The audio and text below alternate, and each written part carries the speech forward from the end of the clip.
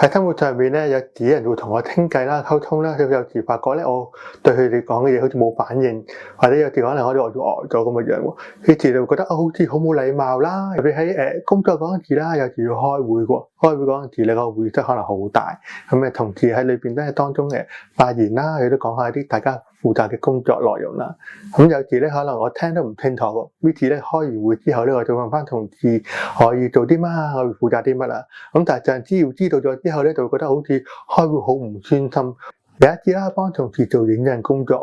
喎，咁咧我就聽到同事同我講，我哋要印8份，咁我聽咗100個8，於是咧就走去撳咗100份出嚟，咁咧最後咧俾同事啦，同事就覺得點解印到咁多，嘥晒啲紙，咁呢啲字咧令到平時喺工作咧都會好擔心咧，聽錯咗同事嘅指令，自己會做錯嘢喎。而家帶咗呢本新式嘅助聽器之後啦，會聽得好清楚啦，個人都自信咗好多嘅。咁以前嗰本咧會收音收得麻麻地嘅，有時咧可能都會聽得唔清楚啦。喺度特別睇電視嗰陣時喎，你要校到好大聲咧，先可以聽得清清楚楚嘅。而家呢款咧喺硬頸88聽覺護理中心配嘅，個款細隻啦，同我哋前面戴一般藍牙耳機差唔多嘅喎，但係功能上咧先進好多㗎。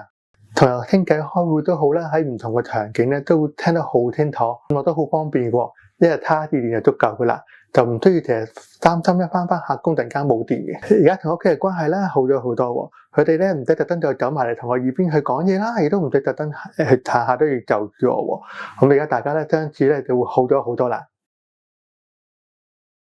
我覺得最緊要係細心嘅驗配服務，呢度嘅聽力團隊咧會用唔同嘅儀器啦，重複測試各種場景嘅聲音節奏，成個檢查同跟進服務都會好詳細同埋好有耐性嘅。特別係一啲嘈吵嘅環境啦，佢哋會了解翻我耳仔節奏中高音嘅真實情況去調校助聽器，所以而家嘅大助聽器戴得好舒服㗎。